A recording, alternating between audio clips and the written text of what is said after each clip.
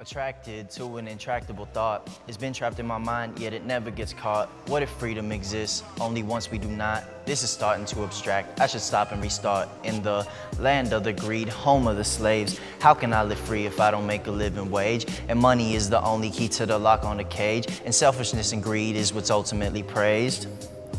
From our earliest days, it's just the way we were raised, told about exceptional people using their bootstraps as capes. So we think that's the way we see the rich as the great, yay. So then the great must be rich, a subtle trick, but a significant switch. It's how the system is fixed to keep us all broke. Choose to be the hang. Hello, everyone. Welcome to Illinois Humanities Envisioning Justice Rapid Response Series. My name is Jane Beachy, and I'm the Artistic Director at Illinois Humanities. Hi, everybody. My name is Tyrese Williams, and I'm the project manager for Envisioning Justice. And the song that you just heard in the introduction is the freestyle of Miguel Martinez Vieira. And this is just a snippet of a video that was featured in an installation entitled Present Tense, created by Kirsten Lenars in collaboration with Circles and Ciphers for the Envisioning Justice exhibition. You're doing great, Tyrese. All right, so we're going to tell you a little bit about what's going to happen here this evening. We're going to present to you 6 original videos by humanists, artists, and community organizers who are working in system-impacted communities all throughout and beyond Illinois.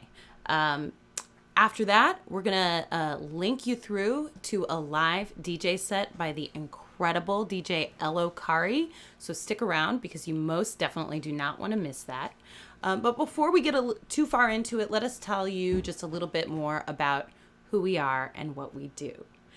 So Illinois Humanities is the state affiliate for the National Endowment of the Humanities, and we exist to strengthen the social, political, and economic fabric of Illinois through constructive conversation and community engagement.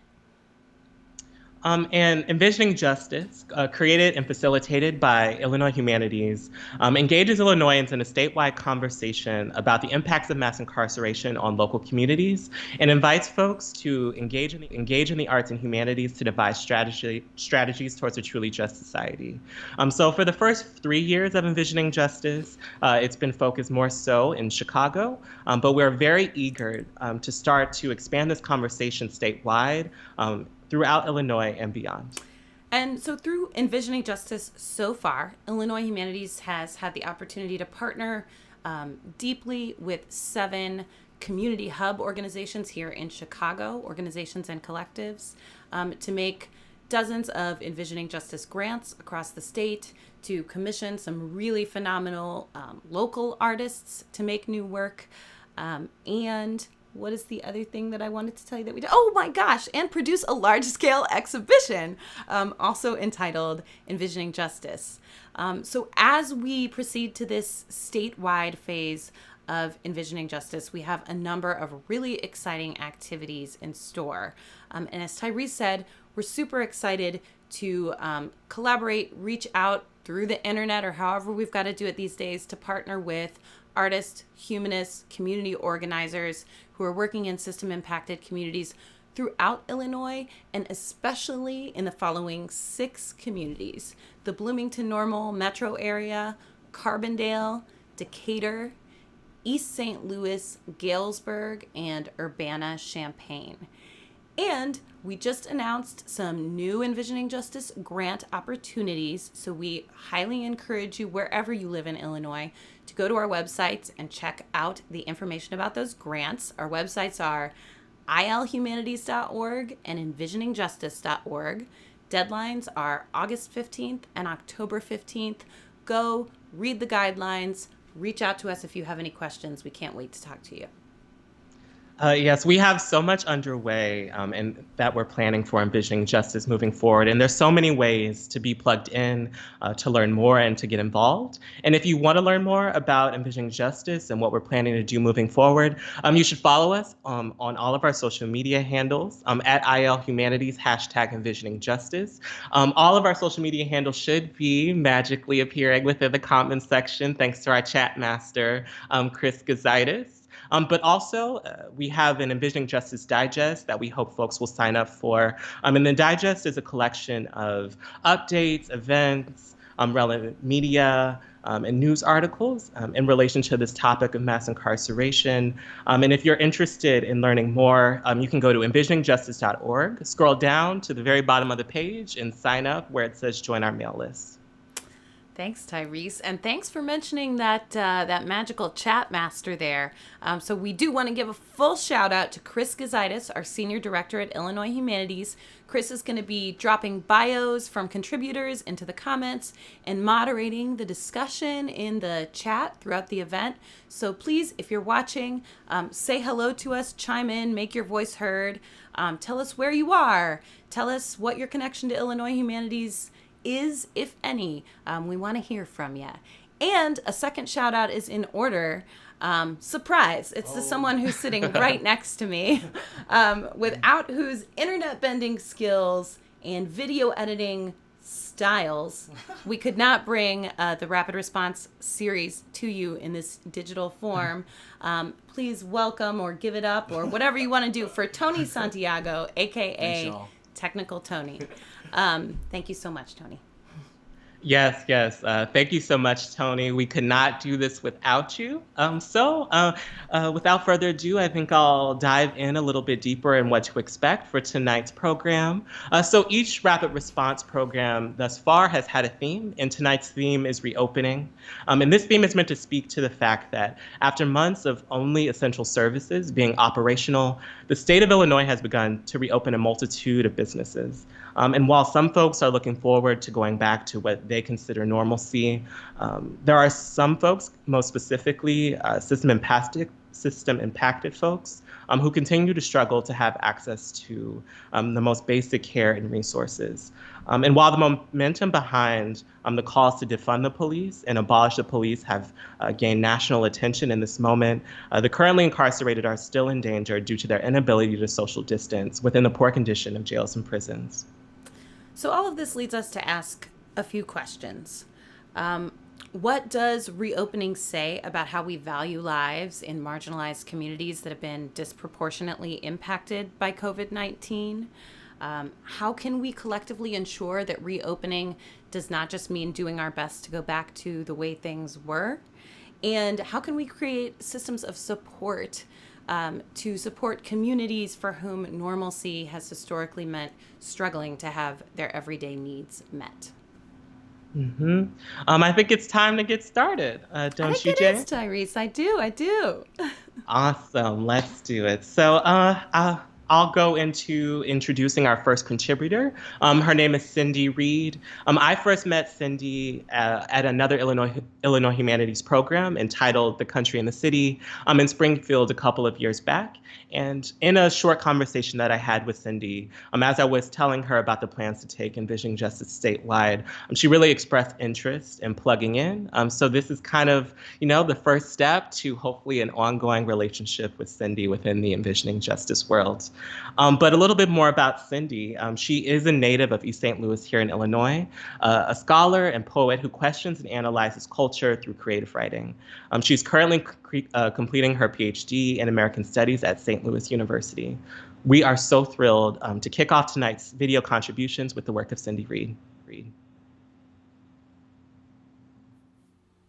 COVID-19 has left all people exposed, but some more than others. I'm talking about the people who are not only exposed to the virus itself, but also to that heavy burden of classism blanketed by this global health crisis. That caused me, Cindy Reed, a poet and scholar from East St. Louis, Illinois, to realize that as we go through the phases of reopening, the lower socioeconomic classes are yet again overlooked, disregarded, and altogether left out of this privilege to open up again. So I wrote this poem for them to say, I see you and I get you. This is called Never Closed. Those who never closed couldn't fathom the thought to go with the flow, work from home, enjoy the time off. Because when you're poor and ends don't meet, a pandemic ranks second to poverty. With bellies full of fear where food should be, who will speak up for those who never closed? Living check to check, there's no extra to save. We clock in despite danger to make a day's wage. We know how to dream, but can't eat prayers and hope. Take a chance being exposed, 'cause our pockets are broke. Never get to take it slow at the bottom of the totem pole. So reopening isn't an option for those who never closed.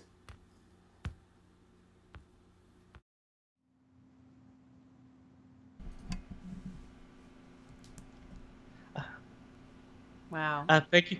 Yes, thank you so much, Cindy, for your words and for that piece. What I love so much about it is how it really speaks to the fact that for some folks, nothing ever closed, and for the folks who have kind of been out here doing all of the essential services and doing what needed to happen in order for things to continue to run, and for those of us who have had the luxury of staying home and during coronavirus and its spread. How for them, things never really slowed down. And I think that it's important to acknowledge that this whole idea of reopening resonates with each one of us in very different ways, considering our experiences. Yes, thank you so much, Cindy. This was a really wonderful way to open up the conversation about reopening, and we're really grateful. And I'm really excited to introduce our next contributor, the magnificent Rebecca Ginsburg.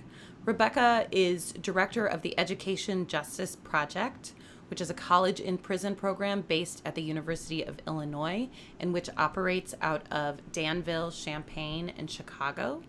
Rebecca is also the editor of Critical Approaches to Teaching in Prison, which was released in 2019, and she's an active member of the Illinois Coalition for Higher Education in Prisons.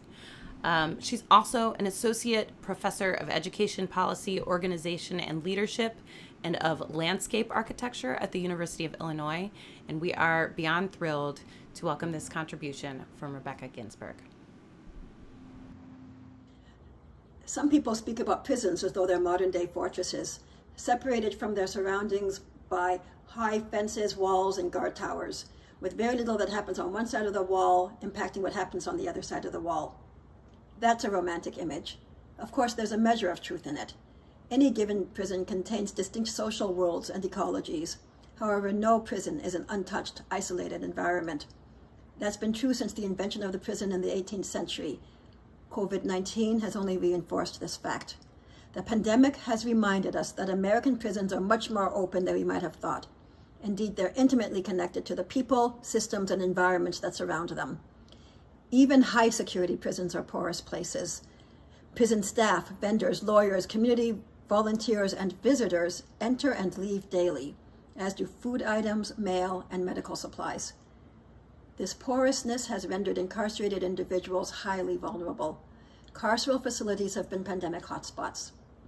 Infected people and objects enter prison grounds, and those whom we have restricted within those grounds have little ability or even right to protect themselves and keep themselves safe.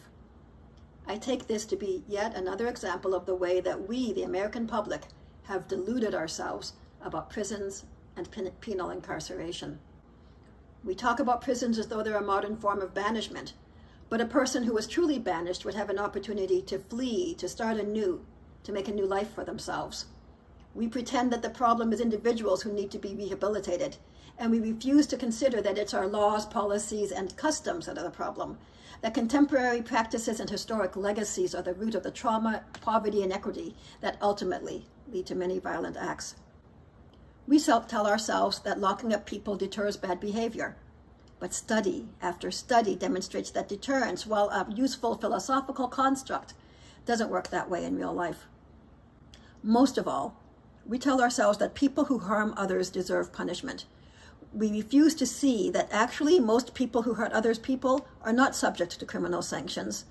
We reserve criminal sanctions, and in particular incarceration, for the socially marginalized, the vulnerable, and those whom dominant society fear. That was true in 1850 when almost fully half of the population of Illinois prisons was foreign-born. And it's true today, when our prison population is disproportionately people of color and poor people. The lies we tell ourselves about prison function, as all myths do, to protect and sustain the status quo. Illinois is entering phase 4 recovery. Prisons, of course, will not be reopening. But maybe we can at least see a reopening of the debate, which has waxed and waned since the first days of the penitentiary in this country. A debate of the practical value and moral rightness of locking individuals in cages as a response to criminal wrongdoing. This may be a moment of sincere interest in reckoning with our past and with the current criminal justice system. If so, I hope that we can turn as a community to questions that have been tugging at many serious thinkers for decades. Should we abolish prisons? Are there more effective ways to respond to the harms that are revealed by acts of violence? Can we do better? Thank you. Thank you so much, Rebecca. I think clearly we can do better, and it's really an honor to be here in community with so many people who are making sure that we will. So many things struck me and strike me about that piece every time I watch it, but I wanted to pull out a particular quote from the piece. Prisons are intimately connected to the people, systems, and environments that surround them. Even high security prisons are porous places, and that porousness renders incarcerated people particularly vulnerable. I just really love what Rebecca did here, because the status quo, as she mentions, which is protected by the myth that prisons keep us safe, would have us believe that communities on the outside are endangered by or vulnerable to the people who are incarcerated, when in fact the exact opposite is true. And as she says, that's been so clearly illustrated by COVID-19. We've seen it at the Cook County Jail and in Stateville Prison here in Illinois. We've seen it earlier this week at San Quentin in California, and in carceral facilities all over the country and all over the world. So thank you so much for pointing all of that out so eloquently, Rebecca, and thanks for all of the work that you do. Yes. Thank you so much, Rebecca, for those words.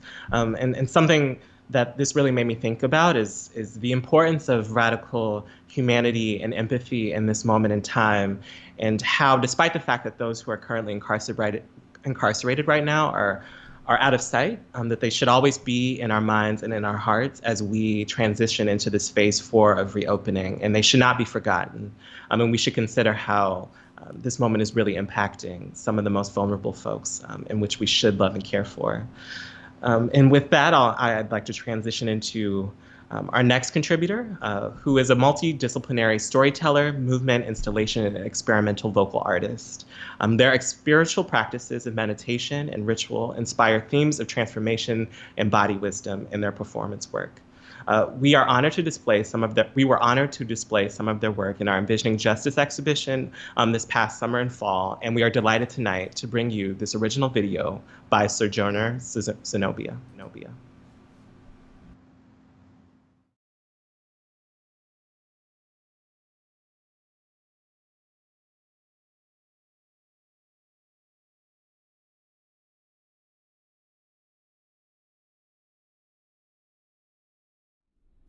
You start to feel a powerful resonance pulling you in a certain direction, and you start to go that direction.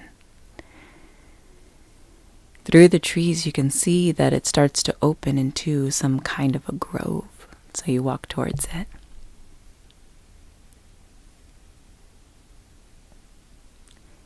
When you get to the grove, it is indeed a powerful, powerful circle. The trees in this place have so much to say, and it's as if the forest really understands that this moment is just for you. You've been called here. As you walk into the grove, the feeling on your skin begins to shift. It's as if already you know that you won't be the only one to arrive here today. You walk into the center of the grove, and the atmosphere begins to pulse. You feel the earth.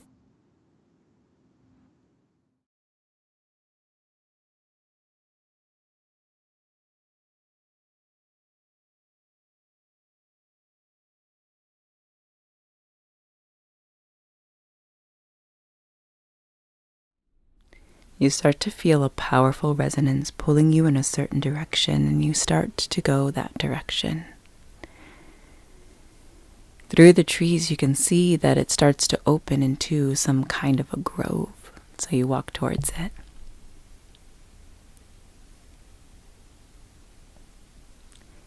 When you get to the grove, it is indeed a powerful, powerful circle. The trees in this place have so much to say, and it's as if the forest really understands that this moment is just for you. You've been called here.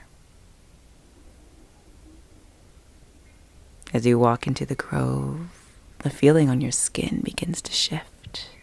It's as if already you know that you won't be the only one to arrive here today. You walk into the center of the grove, and the atmosphere begins to pulse. You feel the earth underneath you moving and caressing your feet even more. Members of your home, earth, body, love, tribe begin to enter the cove with you. And everyone is dressed in the most divine and beautiful, glorious clothes. You look down and notice for the first time that you are as well. Everyone begins to move and dance. Some people look at you. Some people just know that no glance is needed. Everyone begins to feel each other, and everyone begins to celebrate, and everyone begins to dance, and everyone begins to give with their energy, and everyone begins to love.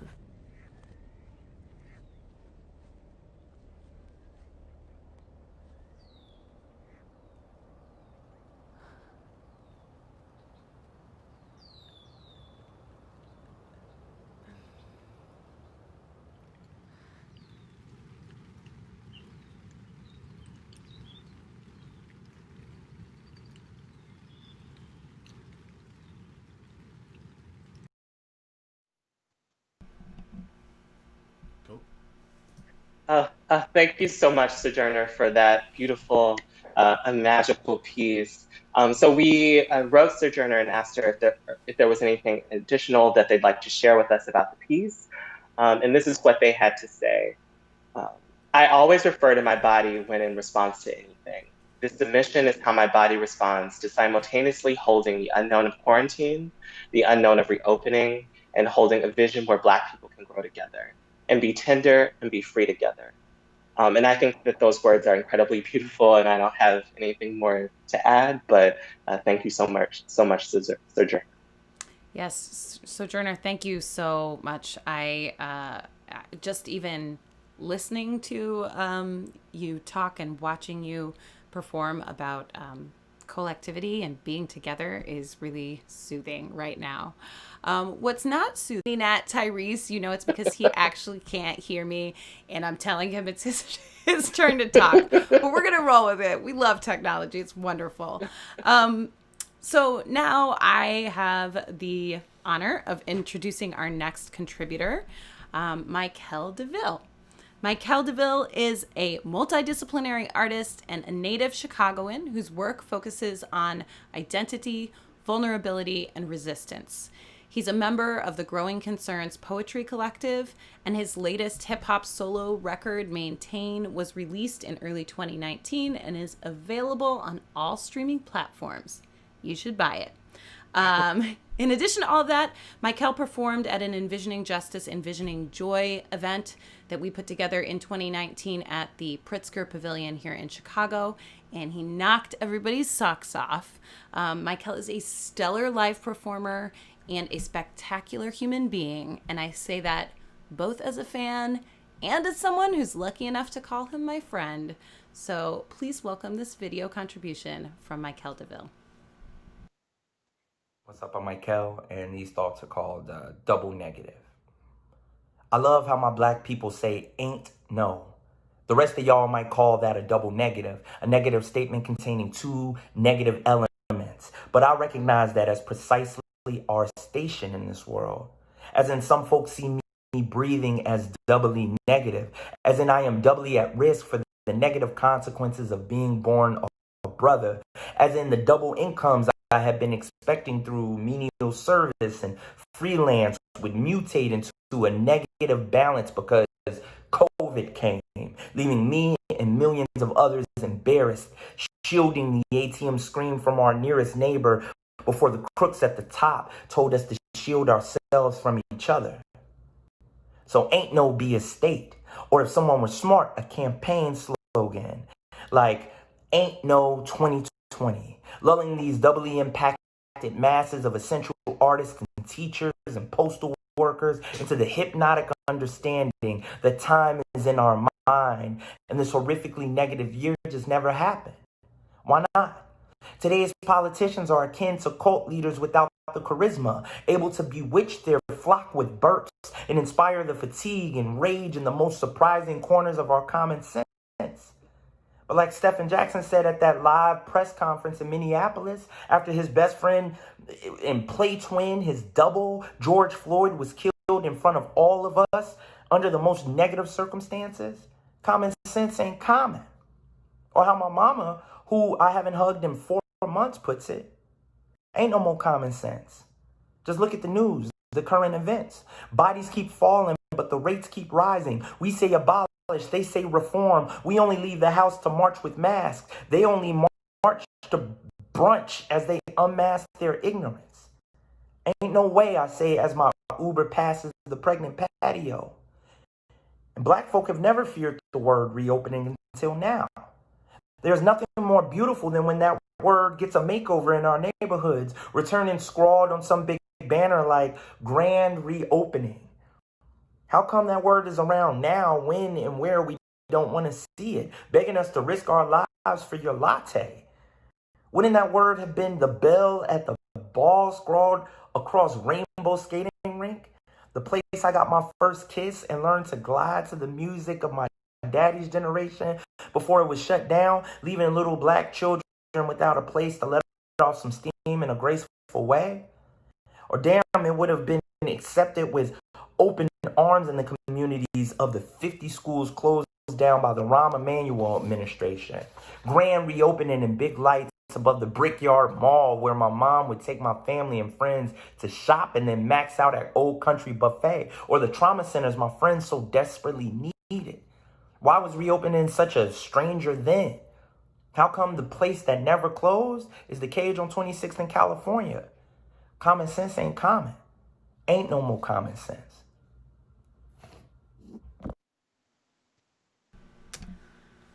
Thank you so much, Mykele. I'm pretty sure that Ain't No 2020 just became the official slogan of the year, so you might want to just copyright that right now. But seriously, thank you so much for those words. Again, a lot of lines stuck out to me from this piece, but a couple in particular. We say abolish, they say reform. We only leave the house to march with masks. They only march to brunch. This pretty much distills the incredibly dissonant time that we're living in right now and the wildly different perspectives people are holding about this present moment in time. I also love that you called out the motivating factors behind reopening so clearly. Your beloved Rainbow Skating Rink didn't reopen. So many Chicago public schools have not reopened. But of course, Cook County Jail has never closed, despite the fact that the virus has torn through it and put everyone inside and, in fact, everyone outside even further at risk. So thank you so much for these really important words, Mykele. I echo all of Jane's sentiments. Thank you so much, Mykele, for that piece. So our next contributor is a phenomenal interdisciplinary artist, educator, activist, and one of the 4 directors of the Floating Museum. He is also the author of the book Neckbone Visual Verses and creator of the 2019 album Tubman. He is currently working in capacity as a poet laureate at the Stony Island Arts Bank, where he is mentoring 4 emerging poets who are creating work that engages collections inside the facility. We were lucky enough to have Avery perform at our opening of the Envisioning Justice exhibition, and also to lead a visual art mapping workshop while it was open. Tonight, we're so happy to have an original blues poem from this artist and his band, Avery R. Young and the Deacon Board. What to do, y'all? I am Avery R. Young. This here is the Deacon Board, or the faithful few. And this piece is called What a Day. I wrote it just from being in the corona testing line and ear hustling on a young woman seeking housing during this pandemic. 1, 2, 3, let's go!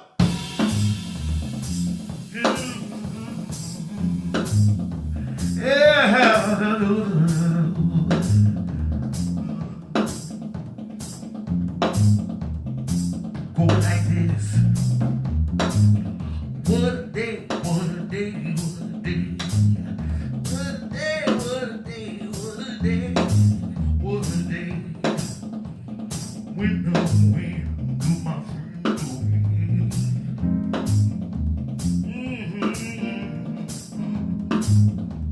Yeah, look here. What a line, what a line. Lost this line, lost this line, lost this line, lost this line. Work don't say, I don't find, yeah.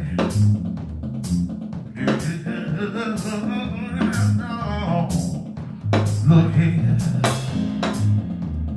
Rona done took my check, and no check took my home. Filled out papers weeks ago. Just me, my car, and my phone. My car, and my phone. What a year, what a year, what a year. What a year, what a year, what a year. What a year. So glad that my birthday be near. Remind myself I'm breathing. I can remind myself I'm breathing. What a day, what a day, what a day. What a day, what a day. What a day. When the wind blew my friend away.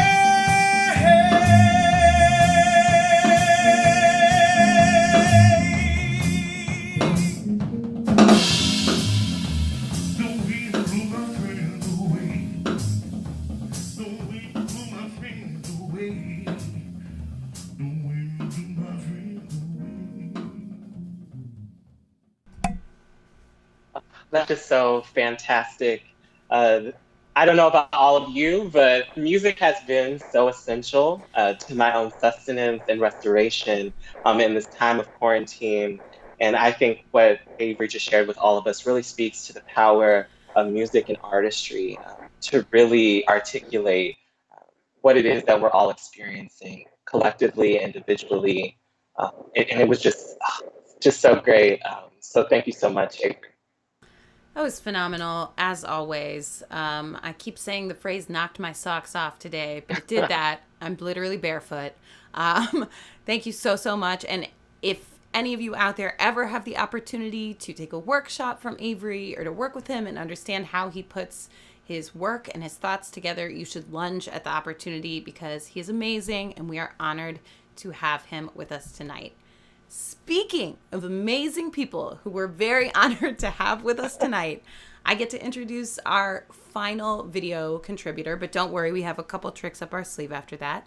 Our final video contributor is the magnificent Mahogany Browne. Mahogany, I'm not going to mess this up, I'm going to read it. Mahogany is a Brooklyn-based writer, organizer, and educator. She's the executive director of Bowery Poetry Club, artistic director of Urban Word NYC, and poetry coordinator at St. Francis College. Browne has received fellowships from Agnes Gund, Air Serenbe, Cave Canem, Poets House, Mellon Research, and the Rauschenberg Foundation. She's the author of Woke, A Young Poet's Call to Justice, Woke Baby, and Black Girl Magic, and she's completing her first book of essays on mass incarceration, investigating its impact on women and children. I've been fortunate enough to meet Mahogany a few times through the Art for Justice Fund, which is not only a key funder of Envisioning Justice, but also an amazing community builder for people across the country who are working to end mass incarceration. You may have just noticed that Mahogany does not live in Illinois, but as we know, the impacts of mass incarceration are not only hyper-local, regional, and statewide, but they are most certainly nationwide and even global. And we have had an amazing and meaningful experience through the Art for Justice Network to learn from and be in community with some of the most incredible people who are making change and pursuing justice across the country. So we're excited to bring a little bit of that energy to you tonight. Please welcome this video contribution from Mahogany L. Browne. San Quentin ain't got a skyline to dream about. But my uncle's pride in my ability to recover from an ankle twist on a slab of broken concrete make it seem so. They say I play pickup games like I've been to the pen, and I smirk, a double dribble skipping across my face like a mistake. 20 years later, a solar system rids itself of a planet, makes a new moon to rock the tides. Still, the barbed-wired and shotguns work like clock clicks, and my father don't know how many times I've challenged death. The COVID-19 that spreads across my chest, my breathing so close to an island submerged in fluid, I stutter awake on the 11th night. I wept until the cold medicine carried me back to sleep. The sickness lie, a boundaryless wretch, and it was the most American thing I've ever felt. Secure in my home and still dying from the heat of capitalism. They are reopening the world after the planet tried to reset itself, and the prisons are still packed with people who are afraid to believe in redemption. Racist adjacent smiles forgive the white-collar crime as hedge funds funnel into protective custody. A static of dispatch. The walls clean with other men's teeth. Antibody tests smell like lax coming back to remind us of what happens when you trust a house of poachers. They call us ungovernable. The way we picket and protest. This morning is a reminder. Steel bars don't melt with silence. The people behind bars are captives of war. The people behind bars are captives of war. The people stolen into camps and cages will speak it plain. I want to go home. I want to hold my daughter. I want to see my mother one last time. There ain't no poem in that. The human form was not meant to be locked up, locked down, cage bound. Consider your own bones, the way it lengthens as you turn your face to the sun. A mask over your nose, relinquishing itself to love, inhaling the oxygen of a new day, crisp in its welcome. Send a kite to Folsom as we correct our form. Wow. Mahogany, thank you so much. I know we just keep saying wow and thank you so much after all of these, but it's really hard not to, and I get to sit here and watch them over again while they're taking place. So that whole piece is just so striking. Couple of lines, again, that I've gone back to again and again. One that's just really still like moving its way through my body.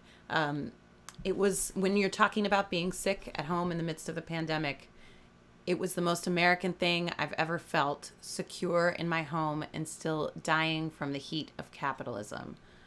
I'm still just sitting with that line. It says so much. There's so much in that.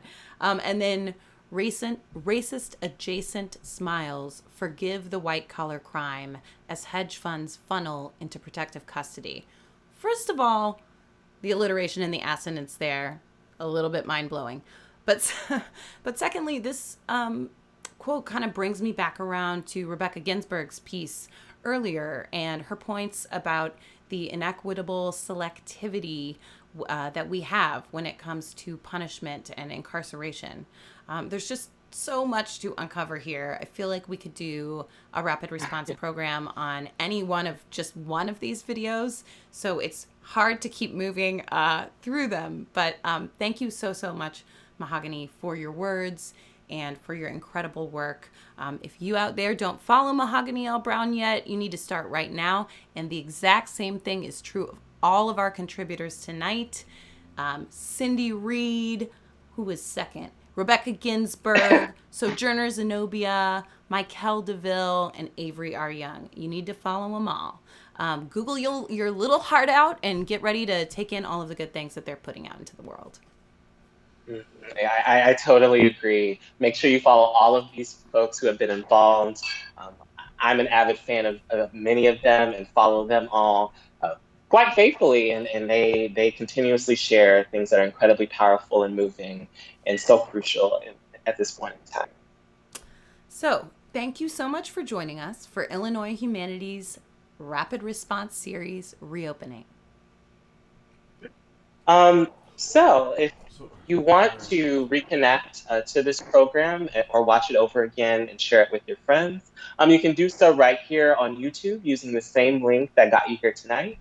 Huge thanks goes out to all of our contributors, to our fabulous funders, the Art for Justice Fund, the Mellon Foundation, the John D. and Catherine T. MacArthur Foundation Safety and Justice Challenge. Thank you all so much for supporting this work.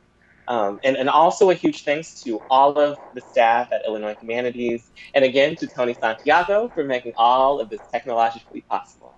Yes, thank you, Tony, even though you got very excited and thought it was the end just a moment ago. That's okay. But I said we have tricks up our sleeve, and we do. So first, you got to stick around for the credits, because while they roll, we're going to play a track from Growing Concerns Poetry Collective. This track is called Thank You for Noticing, and it features poetry and vocals from the wonderful Mackenzie Chin. Growing Concerns Poetry Collective is comprised of Mackenzie Chin, Mykele Deville, whose work you just saw a little bit earlier, and producer Jeffrey Michael Austin. You can buy the group's debut album on Bandcamp, and you should definitely follow them on social media because they keep making mysterious little peeps about some big announcement they're going to make at the end of this week, and I, for one, can't wait to see what it is. Yes. And now while the credits play, our lovely chat master, Chris Gonzalez, is going to drop a link in the comments to the DJ set from the incredible El Okari from Free Rights and Literacy. So be sure to follow that link and, live it up to El Okari's magnificent styling. We'll see you there. And if you're not watching live, never fear. The link to El Okari's set should be pasted in the event description right below the video you're watching right now on YouTube.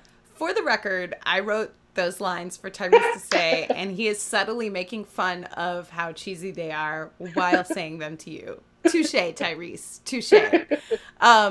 You gotta make sure to meet us over at DJ El Okari's set. Yes. He is amazing. It's a true highlight every time we get to work with him.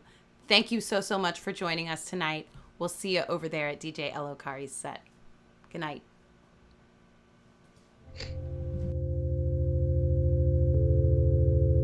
You good? We made it! I get this feeling sometimes, like I'm speaking words, but it's like I'm shouting into a void. I feel you. Or I'm here. What? I'm here.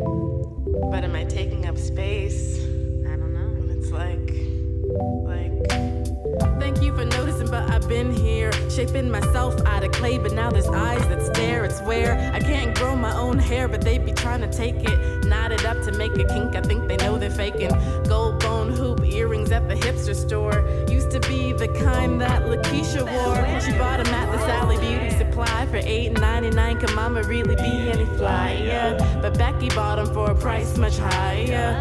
Cornrows and straight hair and an ombre dye job. And magazines are like, look at that style, wow. It's so new, it's so fresh, it's so now, yes. And I'm like, but we've been doing this for centuries. Oh, now they want to put it all on the TV. Taylor Swift crawling under black booties that twerk. Brown dancing in the margins, but hey, it's work. Everything that I am is questionable, but donned on a white body, it's acceptable. We're here shouting that we matter, we matter, we matter. They looking at us sideways because they really rather be black until it's time to be black, yo. Be black until it's time to be black. Be black until it's time to be black. All that I'm holding, yo, thank you for noticing. Thank you for noticing me. This is a revolution. This is a renaissance.